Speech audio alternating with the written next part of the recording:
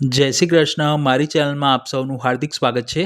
આજે આપણે શ્રી પ્રભુને બેંગન દશમીના દિવસે ભોગ ધરી શકાય તેવી સખડી વિભાગની સામગ્રી રીંગણના ગોટા સિદ્ધ કરીશું. સૌ પ્રથમ મેં 150 ગ્રામનું એક મોટું રીંગણ જલથી ખાસા કરીને લીધું છે. તેની ઉપર રહેલા ડીટાને કાઢી રીંગણને મોટા ટૂંકમાં સમારી લઈશું. માર્કેટમાંથી રીંગણ ખરીદતી વખતે તે સરસ તાજા, ડાઘ કે કાણા વગરના હોય તેવા જોઈને લેવા, જેથી તે અંદરથી ખરાબ ન નીકળે. ચાતુર્માસ દરમિયાન શ્રી પ્રભુને રીંગણની સામગ્રી ભોગ ધરવામાં નથી આવતી અને વૈષ્ણવો પણ તેને ગ્રહણ નથી કરતા. એટલે ચાતુર્માસ શરૂ થાય તેના એક દિવસ અગાઉ અષાઢ સુદ દસમના દિવસે શ્રી પ્રભુને રીંગણની વિવિધ સામગ્રી નિયમથી ભોગ ધરવામાં આવે છે, જેથી તેને રીંગણ દશમી તરીકે ઓળખાય છે. સમારેલા રીંગણને ચોપરમાં લઈ શક્ય હોય તેટલા બારીક ચોપ કરી લઈશું. જો તમારી પાસે આ રીતનું ચોપર ન હોય તો રીંગણને છીણીને અથવા તો બારીક સમારીને પણ ઉપયોગમાં લઈ શકો છો. આ સિવાય પણ રીંગણની વિવિધ સામગ્રી મેં ચેનલ પર પોસ્ટ કરી છે, જેના પ્લેલિસ્ટની લિંક ડિસ્ક્રિપ્શન બોક્સમાં આપી છે. ચોપ કરેલા રીંગણમાં થોડું મીઠું પધરાવી મિક્સ કરીશું, જેથી તે વધુ પડતા શ્યામ ન પડી જાય. પછી તેમાં 1 કપ ચણાનો લોટ અને 1/2 કપ ઘઉંનો જાડો લોટ પધરાવીશું. જાડા લોટના બદલે તમે રવો પણ ઉપયોગમાં લઈ શકો છો. 2 ચમચી આદુ મરચાંની પેસ્ટ, 5 ચમચી હળદર, 1 ચમચી સફેદ તલ અને 5 ચમચી હિંગ પધરાવીશું. પુષ્ટિ માર્ગમાં શ્રી પ્રભુની સામગ્રીમાં હિંગનો ઉપયોગ નિષેધ નથી, એટલે પધરાવી શકાય છે.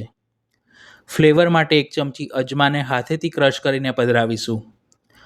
તેની સાથે સ્વાદ પ્રમાણે મીઠું અને 2 ચમચી ખાંડ પધરાવીશું. બધી જ સામગ્રીના માપ વિડીયોની સ્ક્રીન ઉપર અને ડિસ્ક્રિપ્શન બોક્સમાં આપ્યા છે.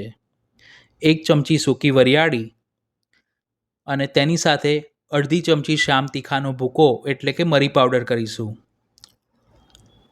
1/2 કપ જેટલી બારીક સમારેલી ફ્રેશ કોથમીર અને અડધી ચમચી અધકચરા વાટેલા સૂકા ધાણા પધરાવીશું. ગોટા સરસ પોચા બને તેના માટે 3 ચમચી મધ્યમ ખાટું દહીં પધરાવી ચમચી વડે બધી જ સામગ્રીને સરખી રીતે મિક્સ કરી લઈશું. જો તમે શ્રી ઠાકોરજીની ભોગ સામગ્રીમાં લીલા મરચાંનો ઉપયોગ ન કરતા હો તો તેના બદલે મરી પાવડર થોડો વધુ પધરાવો. બધું સરખું મિક્સ કર્યા પછી જરૂર મુજબ થોડું થોડું જલ કરી લચકા પડતી કન્સિસ્ટન્સીનું એટલે કે ઘટ ખીરું બનાવીશું. રીંગણમાંથી પણ રસ છૂટો પડે છે, એટલે આટલું ખીરું બનાવવામાં આશરે 1/2 કપ જલની જરૂર પડે છે. ખીરું બનાવ્યા પછી તેને ઢાંકીને 15 મિનિટ માટે મૂકી રાખવું, જેથી રીંગણમાં બધા મસાલા સરસ ચડી જશે.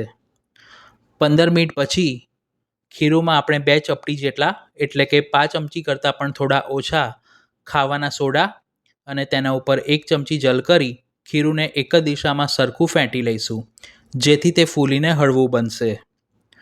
જો તમે શ્રી ઠાકોરજીની ભોગ સામગ્રીમાં સોડાનો ઉપયોગ ન કરતા હો તો ખીરુંમાં 1 ચમચી ગરમ તેલ પણ પધરાવી શકો છો. કડાઈમાં તેલ ગરમ કરી તેમાં સમાય તેટલા ગોટાને તળી લઈશું. તેલ સરખું ગરમ થયેલું હોવું જોઈએ અને શરૂઆતમાં 10થી 15 સેકન્ડ માટે ગેસ પણ ફાસ્ટ રાખવો, એટલે કે તેજ આંચ પર તળવા. પછી મધ્યમ આંચ કરી થોડી વારે ગોટાને ફેરવતા રહેવું અને બધી બાજુથી લાઇટ બદામી રંગના અને સાધારણ ક્રિસ્પી થાય ત્યાં સુધી તળી લેવા. એક બેચને તળવામાં આશરે 3 મિનિટનો સમય લાગે છે. જો તમારે રીંગણના ભુજેના એટલે કે ભજીયા બનાવવા હોય તો તેની રીત પણ મેં ડિસ્ક્રિપ્શન બોક્સમાં આપી છે. તળેલા ગોટાને પ્લેટમાં કાઢી આ જ રીતે બાકીના ખીરુંમાંથી પણ ગોટા તળી લઈશું. આ કોઈ નિયમની સામગ્રી નથી, પરંતુ અધકીમાં સિદ્ધ કરીને શ્રી પ્રભુને ધરી શકાય છે. આટલા ખીરુંમાંથી આશરે 30 નંગ ગોટા સિદ્ધ થશે. બધા જ ગોટા તળી લીધા પછી તેને એક પાત્રમાં સાજી દહીં અથવા તો ચટણી સાથે શ્રી પ્રભુને ધરી શકાય છે.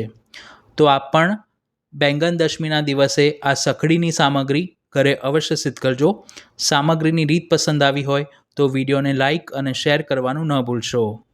ધન્યવાદ.